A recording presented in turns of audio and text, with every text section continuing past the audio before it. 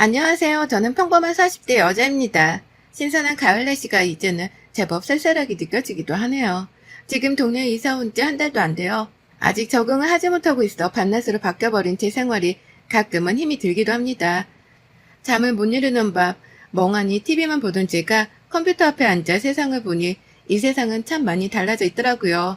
저도 이제 용기를 내 세상 밖으로 나가보려 노력하고 있습니다. 말솜씨가 워낙 없지만 그래도 한자 저의 이야기를 해보려고 합니다. 저는 어렸을 때부터 안 해본 일이 없을 정도로 참 바쁘게 살았습니다. 부모님이 일찍 돌아가셨던지라 2명의 동생들의 학비를 모아야 했고 안 해본 일이 없을 정도로 악착같이 살았습니다. 그렇게 아둥바둥 살다 보니 어느새 저는 참 나이가 많이 들어갔고 부모님도 안 계시고 책임져야 하는 동생들도 있어 일찌감치 결혼을 포기하고 살았어요. 동생들은 이제야 많이 커서 누나와 언니 인생 살라고 말해주지만 저는 아직 동생들을 떠나기가 참 많은 힘이 들더라고요. 한동안은 제 팔자는 왜 이렇게 쉽지 않나 싶어서 밤에는 술로 지새운 적도 많았습니다. 그게 제 낙이기도 했죠. 그러다 그때 당시 일하던 회사에서 지금보다 출퇴근이 멀지만 조금 더 월급을 올려주는 곳으로 가보는 것 어떻겠냐고 물어보셨어요. 사장님이 참 좋으신 분이었는데 이번에 사정이 안 좋아져서 이번에 회사를 접고 귀농 생활을 하신다고 하시면서 저의 사정을 알고 괜찮은 곳이 있으면 제 이야기를 많이 해주시곤 하셨죠. 저는 상관없다 말씀드렸고 정들었던 회사가 없어지는 게 참 많이 슬펐지만 그래도 또 갈 곳이 있다는 생각에 사실 사장님께 죄송하지만 조금은 마음 편하게 갈 수가 있었어요. 또 지금보다 더 좋은 조건에 월급도 30만 원이나 더 올려주신다고 하니 사실 제 입장에서는 정말 좋은 조건이 아닐 수 없었는데요. 그렇게 저는 오래 다니던 회사를 나와 이직을 했고 이직 간 회사도 참 사람들이 좋았어요. 그 사람들 중에 유독 저를 잘 챙기시던 과장님이 계셨는데 처음에는 제가 처음 들어온 사람이다 보니 챙겨주시는가 보다 하고 받았지만 조금 과한 챙김을 주시길래 모든 분들한테 그러시나 의아했죠. 회사를 열심히 다니던 중에 어느 날은 너무 몸이 아파 결근을 해야 하는 상황이라 사장님께 잘 말씀을 드리고 그날은 회사를 나가지 않았어요. 동생들도 대학교 다니느라 시험기간이어서 늦게 오는 날이라 집에 혼자서 밥을 차려 먹고 있었는데 누군가 뚝뚝하는 소리가 들리더라고요. 누구세요라고 물어보니 저를 잘 챙겨주시던 과장님이셨는데요. 처음에는 놀라서 여쭤보니 아파서 결근했길래 걱정이 돼서 죽과 과일을 사가지고 오셨다고 하셨어요. 살면서 동생들만 챙겨줘봤지 누군가에게 챙김을 받은 적이 없어서 그 과일과 죽을 받고 저도 모르게 눈물이 뚝뚝 떨어졌죠. 과장님은 그런 절 보시더니 정말 걱정돼서 왔는데 미안하다고 오버한 것 같다고 말씀을 해주셨어요. 저는 너무 감사하다고 다음에 제가 꼭 갚겠다고 하는데 저에게 이번 주 주말에 영화 보러 가는 건 어렵냐고 되물으시더라고요. 저는 이게 데이트 신청인가 싶어서 둘이요? 라고 물어보았더니 둘만 가고 싶다고 말씀하시더라고요. 그렇게 저의 산전수전 다 겪은 삶에도 나를 사랑해주는 사람이 스며들었고 그렇게 3년을 만난 어느 날 저에게 청혼을 하셨답니다. 아직 동생들이 갓 취업을 한 상태라 내가 결혼해도 될까라는 생각이 맴돌았지만 이제 두 동생들도 돈을 벌어 누나랑 언니가 결혼할 때 도움이 되고 싶다고 행복했으면 좋겠다고 이야기해 주더라고요. 정말이지 그날은 제 인생에 다시 오지 않을 행복이었습니다. 남편은 저의 모든 상황을 알고 있었고 그런데도 저와 제 동생들까지 나중에는 함께 살고 싶다고 하더군요. 근데 남편이 저에게 말하지 못한 비밀이 있다고 하는데 알고 보았더니 회사 사장님이 자신의 아버지라고 털어놓더라고요. 아는 직원들도 있지만 모르는 직원들도 있어 티내지 않고 다니려고 하고 있어서 말하지 못했다고요. 저는 많이 놀랐지만 그래도 내심 남편이 사장님 아들이라고 하니 기분은 좋더라고요. 그렇게 우리는 결혼을 했고 시댁에서 구해주신 신혼집으로 들어갔어요. 그 신혼집은 시댁과 불과 5분도 안 되는 거리에 위치해 있는 곳이지만 그래도 얻어주신 거라 정말 감사하게 들어갔죠. 저의 행복한 생활은 이제야 시작되는 것 같았어요. 남편네 집은 시할머님, 아버님, 어머님, 서방님까지 한 집에 살고 있었는데요. 가깝다 보니 저희에게 저녁 먹으러 오라는 말씀을 자주 해주셔서 신혼여행에 갔다 오고 부랴부랴 짐도 정리도 다 못한 채 시댁으로 식사를 하러 갔습니다. 도착해서 어머님이 식사 준비를 하시고 계시길래 저도 옆에서 거들었고 상을 차리는데 상이 2상이 차려지더라고요. 처음에는 다 앉기가 좁아서 그런 건가 싶었지만 큰 상에는 아버님, 남편, 서방님과 시할머니가 앉아서 밥을 먹고 작은 상에는 저랑 어머님만 부엌에서 먹게끔 차려두셨더라고요. 근데 그 올라가 있는 반찬들을 보니 어머님과 제가 먹는 상에는 남겨진 반찬들과 찬밥이 올려져 있었지만 아버님과 남편이 있는 식사상에는 따뜻한 밥과 새로운 반찬들이 올려져 있더라고요. 처음에는 솔직히 이게 뭔가 싶어서 멍했지만 티내지 않았죠. 당황스러웠던 식사 시간이 끝나고 설거지도 하고 뒷정리하는데 시할머님이 오시더니 아까 큰 상에서 남았던 국들과 반찬들을 다 라겐나통에 싸시더라고요. 저는 다시 넣는가 보다 하고 설거지를 하는데 저보고 갑자기 가져가서 먹으라고 하시네요. 그러면서 민수랑 그거 절대 주지 말고 새로 반찬한 거 담아놨으니까 그거 가져가서 먹이라고요. 그 말을 듣고 너무 당황스러웠지만 할머님인지라 네 대답하고 말았어요. 집에 오는 길에 남편에게 물었죠. 원래 여보네 집은 남자랑 여자랑 따로 먹어야 하는 거야? 언제부터? 라고 물으니 나는 어릴 때부터 그래서 당연한 건 줄 알았는데 근데 대학교도 가고 사회생활을 해보니 우리 집이 조금 유난인 것 같더라고. 자기 많이 놀랐지. 내가 자기 올 때는 다 같이 먹자고 해도 할머니가 안 된다고 하시니 원 노인네가 좀 고시시간 게 있어 라고요. 기분이 좋지 못했지만 남편이 또 그렇게 말해주니 내 생각을 안 하는 건 아니구나 싶었어요. 저는 이걸로 그렇게 시댁을 자주 가지는 말아야겠다 싶었죠. 그렇게 결혼하고 한 달이란 시간이 흘러 첫 월급날이 되었고 저는 남편에게 우리 월급을 서로 통장에 넣어놓고 같이 관리하자고 합의를 보았는데요. 근데 월급날인데도 불구하고 월급이 저녁까지도 들어오질 않는 거예요. 항상 사장님이 아침에 넣어주시는데 오늘은 까먹으셨나 싶었죠. 남편과 퇴근하고 가는 길에 여보 혹시 월급 들어왔어? 아버님이 이번에 까먹으셨나? 물어보니 아 월급? 이제 우리한테는 아마 내일 들어올 거고 아빠가 관리할 거야 라고요. 그래서 제가 아버님이 관리하신다고? 무슨 소리야? 라고 되물으니 저희가 돈을 잘 못 모을 것 같아 이제 시댁에서 관리하면서 저희에게는 최소 생활비만 주신다고 했다고요. 그래서 나중에 돈 모아서 애기도 키우고 더 큰 집으로도 이사 간다고요. 솔직히 이 말을 듣고 머릿속이 띵했어요. 남편 월급이야 그렇다 치는데 제 월급까지 이러시니 저는 남편에게 그건 안 될 것 같다고 결혼 전에도 말했지만 동생들 앞으로 둔 적금도 내야 하고 동생들 결혼하면 내가 많이는 아니더라도 혼수랑 집 보태는 데에는 어느 정도 해주려고 모으고 있다고요. 남편은 그런 거 다 아빠가 알고 있으니 모아주실 거라고 하는데 저는 안 된다고 계속 말했죠. 그랬더니 그럼 이번 주에 자기가 가서 한번 다시 말해보겠다고 하고 그렇게 대화를 끝냈어요. 이때부터 시작이라는 걸 알았어야 했을까요? 더 빨리 눈치채지 못한 제가 문제였을까요? 그때부터 한 달, 두 달, 세 달이 지나 일은 정말 많이 하는데 생활비를 정말 최소한만 주시더라고요. 이뿐만이 아니라 매번 시댁에도 일주일에 한 번씩은 오라고 시할머니께서 저에게 전화를 하세요. 남편이 장손이기 때문에 두루두루 가족들을 잘 챙겨야 한다고요. 어느 날은 시댁에 가면 꼭 기다렸다는 듯이 저에게 손빨래를 시키세요. 어머님이 하신다고 하셔도 시할머니가 저에게 이런 건 세탁기 돌리지 말고 손빨래 해야 한다고 네가 야무지게 잘하게 생겼으니 저보고 하라고요. 그렇게 시댁만 갔다 오면 저는 극도로 예민해져 있었고 남편은 그런 제 눈치만 보고 있는 생활들이 이어졌어요. 이런 생활이 반복되니 저는 살이 결혼하고 나서 7kg 가까이가 빠질 만큼 힘이 들었는데요. 회사 일에 집안일에 시댁 가서 또 일하는데 제대로 먹는 건 없으니 당연히 살이 빠질 수밖에 없었네요. 그러다 동생들이 신혼집에 놀러와 제 얼굴을 보는데 반쪽이 돼 있는 모습을 보고 무슨 일이냐 물었지만 차마 동생들이 걱정할까 사실대로 말하기는 어려웠어요. 한 달, 두 달, 세 달, 네 달, 이제는 전화만 와도 진저리가 끼칠 정도였는데요.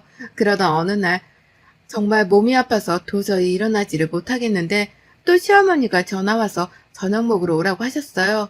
남편이 오늘 와이프가 아파서 못 갈 것 같다고 다음에 가겠다고 말씀을 드려도 걔가 뭐가 아프냐 다 꾀병이다 너라도 와라 계속 전화기에 대고 말씀하셨어요. 도저히 저는 못 갈 것 같아서 남편에게 이야기를 하고 남편 혼자라도 갔다 오라고 그렇게 보냈는데요. 오랜만에 집에 혼자 있고 시댁에도 가지 않으니 세상 편하더라고요. 아팠지만 저도 모르게 미소가 지어진 만큼 좋았네요. 그러다 어느 날 여동생에게 전화가 와 남동생이 지금 교통사고로 많이 다쳐서 병원에 있으니 빨리 와보라고요. 남편이랑 지갑만 챙겨서 가보니 동생이 지나가다 뺑소니를 당해 수술을 급하게 해야 하는 상황이었어요. 우선 빨리 수술이라도 해달라고 하고 수술비 마련을 해야 해서 남편에게 지금 아버님께 얘기해서 보내달라고 하자. 그걸로 우리 돈 모아주신다고 하셨으니 그래도 몇천 원 있지 않겠냐고 막 그랬죠. 남편이 아버님께 전화해서 물으니 돈이 없다고 했대요. 너희 돈 내가 가지고 있었지만 너희 뭐 차 유지하는 비용이나 집 비용, 우리 집에 와서 먹는 식재료 등 다 써서 많지 않다고요. 도대체 이거 무슨 말인가 싶어서 차 유지 비용은 그렇다 치는데 집은 아버님이 해주신 걸로 알고 있고 식재료는 저희가 안 가겠다고 해도 매번 오라고 해서 가는 건데 이게 어떻게 돈이 들어가냐고요. 그런데도 돈이 없는 걸로 모르쇠를 하시더라고요. 우선 급한 대로 빨리 수술비를 내야 하는 상황이니까 동생들 주려고 모아뒀던 통장을 깨고 친한 친구가 한 명 있는데 자초지종을 설명해서 겨우 수술비를 마련했어요. 다행히도 동생은 수술을 잘 마쳤고 한동안은 병원에 입원해야 한다고 했죠. 저는 병원비도 많이 들어가니 시댁에서 이제 더 이상 월급을 우리가 관리하겠다고 말씀드리자고 남편에게 이야기를 건넸어요. 남편도 월급을 제대로 못 받으니 좀 그랬는지 같이 가서 이야기하자 하더라고요. 그렇게 시댁으로 찾아갔고 아버님께 이만저만한 상황이라 돈이 쓸 곳이 많다. 그럼 지금까지 저희 돈은 정확히 얼마나 나갔고 얼마가 남았는지 말씀해달라. 그럼 그 얼마가 남은 것만이라도 주시고 월급은 앞으로 그냥 저희에게 넣어달라고요. 이 얘기를 들으시더니 아버님께서 버럭 화를 내시면서 너희 나를 못 믿냐고 시할머니랑 둘이 계속 소리만 고래고래 지르셨어요. 남편은 일한 만큼 돈을 받아가는 건데 왜 돈을 이것밖에 안 주냐면서 따지는데 한 번도 안 따지던 아들과 손자가 따지니 또 할 말이 없으신지 가만히 계시더라고요. 우선 알겠다고 하시고 다음 달부터 원래대로 월급을 넣어주신다고 약속하셨어요. 그렇게 저는 일단락 되는 줄 알았고 동생이 재활치료까지 받아야 하는 상황이라 매일 회사 끝나고 병원에 가고 동생 챙기고 집안일, 회사일 하느라 하루가 어떻게 가는지도 모를 정도로 열심히 살았어요. 그러다 보니 시댁이 조금 소홀했다고 생각하셨는지 시할머니께서는 또 불티나게 저에게 전화를 걸어 집으로 당장 오라고 하시더군요. 남편이랑 곧바로 찾아뵈었고 시할머니는 오자마자 남편을 와락 안으시면서 우리 장수 너무 보고 싶은데 안 와서 이 할미가 얼마나 서운하던지 하면서 앉으라고 하더군요. 저에게는 너는 빨리 가서 애미나 도와. 애미가 너가 안 오니까 혼자 푸은 일을 다 하더라. 라고요. 여전하시구나 생각하면서 그렇게 또 열심히 밥을 차리고 과일까지 내우고 치우고 있는데 저보고 웬일인지 시할머니께서 물으시네요. 너희 동생은 좀 어떠냐? 아, 전보다 많이 좋아져서 지금은 재활치료를 꾸준히 받고 있어요. 뭐 재활? 그거 돈 많이 들어가는 거 아니냐? 그렇긴 한데 일상생활로 돌아가기 위해서는 꼭 필요하기도 해서요. 라고 했죠. 그랬더니 시할머니 입에서 나오는 소리가 제가 가지고 있던 이성의 끈을 놓게 만들었어요. 네 동생은 왜 싸돌아다녀서 그러냐? 그렇게 살 거면? 이러면서 뒤에 말이 죽는 게 더 낫지. 이렇게 나지막히 속삭이시는 거예요. 처음엔 제 도기를 의심해서 할머님 지금 뭐라고 말씀하신 거예요? 라고 물으니 자기는 아무 말도 안 했다 이러면서 부엌에서 나가시려고 하시길래 다시 한번 되물었어요. 지금 저랑 이야기하시다가 동생 얘기하면서 죽는 게 낫다고 나지막히 속삭이지 않으셨어요? 너는 귀도 팍다 참 이러시는 거예요. 원래 이기적인 분인 것도 알고 그렇게 배려나 마음 씀씀이가 없는 것도 알고 있었는데 노망이 나신 것도 아니면서 저런 말을 하시니 저는 결혼하고 처음 시댁에서 큰 소리를 낼 수밖에 없었어요. 아니 할머님, 손주가 저렇게 사고를 당해도 죽는 게 낫다고 하실 거세요? 노망이 나신 것도 아니고 어떻게 그런 말씀을 하세요? 라고 했더니 시할머님은 얘가 자기한테 대든다면서 갑자기 눈물바람을 뽑더라고요. 저는 있는 그대로 남편과 시부모님 앞에서 말씀을 드렸고 시아버지는 노인네가 한 말 가지고 뭘 그리 욱하냐고 되려 말씀하시더라고요. 저는 설거지하던 장갑을 던지면서 그릇도 하나 깨먹었어요. 그랬더니 시댁에서는 이제 난리가 난 거예요. 시할머님은 여자가 잘못 돌아서 그랬다느니 너 따위가 지금 우리 집에 와서 가르치려 드냐면서 소리를 고래고래 지르셨어요. 그대로 가방만 들고 나와 무작정 택시를 타고 예전 제가 살던 집으로 갔어요. 너무 충격적이고 이 마음을 어떻게 진정시켜야 할지 도무지 모르겠더라고요. 지금까지 제가 받아왔던 서름들이 한 번에 밀려오면서 이혼을 하더라도 이대로 가만히 있으면 안 되겠다 싶었어요. 저는 그 뒤로 시아버지가 제대로 월급을 주지 못한 내역까지 뽑고 제 이야기와 시댁 이야기를 A4 용지 한 장에 써내려 갔죠.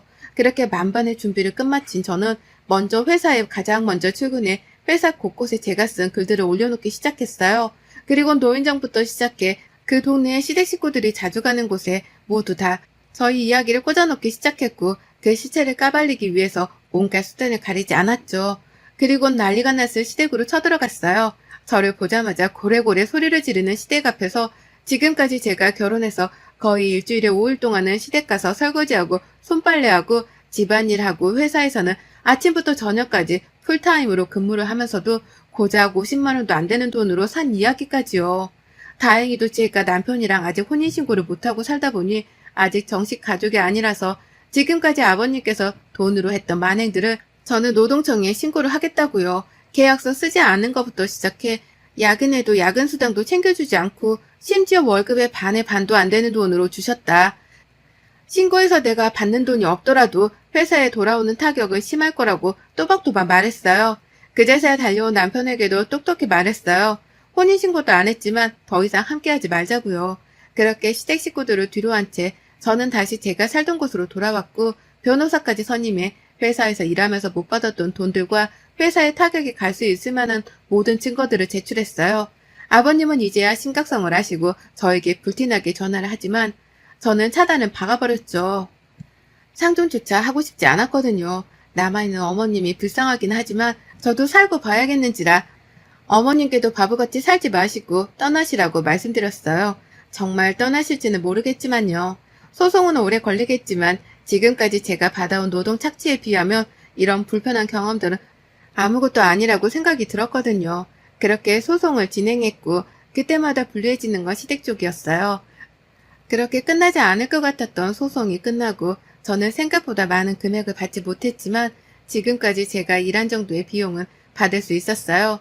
혼인신고는 비록 하지 않았지만 반년 동안의 사실혼이다 보니 그런 것들이 재판에서는 잘 반영되지 않은 것 같았어요.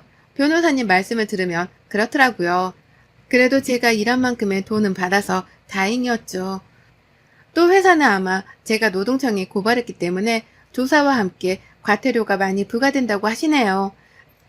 그렇게 저는 지옥 같았던 시댁과의 전쟁을 끝내고 동생들과 다시 새로운 삶을 살아가고 있답니다. 그 뒤로 남편과 시댁은 들리는 소문에는 그 동네를 떠났다고 해요. 회사도 직원들을 대거로 그만두고 좋지 못한 소문까지 들리니 접을 수밖에 없었고요. 시할머님은 소송하던 중에 대장에서 악성 종양이 발견돼 수술을 하셨다고 합니다. 나이가 원래도 많으셨지만 동네에 매일 돌아다니시다가 이제 자기가 잘못한 일들이 낱낱이 밝혀지니 아무도 대꾸를 안 해줬겠죠. 그래서 스트레스를 받아서 그런 병을 얻으신 건지 들리는 소문에는 그런 이야기들이 무성하더라고요. 그리고 저와 남편은 그렇게 헤어졌어요. 이혼이라고 말하기에는 혼인신고도 하지 않고 반년도 채 못 살았기 때문에 너무 거창한 단어 같더라고요. 제 삶에 행복을 준 사람이라 잊지는 못할 것 같아요. 마지막에 저에게 자기가 조금씩 모아두었던 돈을 동생과 행복하게 살라고 내밀더라고요. 처음에는 받지 않겠다고 거절했지만 자기네 부모님들과 할머니는 너에게 진심 어린 사과를 하지 않을 거라는 걸 알기 때문에 못난 자기가 대신 사과한다고 꼭 받아달라고요. 많은 돈은 아니었지만 1,000만 원이라는 돈이 모여 있었더라고요. 남편도 일하면서 아버님에게 월급을 제대로 못 받은 것 같더라고요. 그냥 다 자기가 알아서 하니까 걱정하지 말라면서 그렇게 안심시켰겠죠.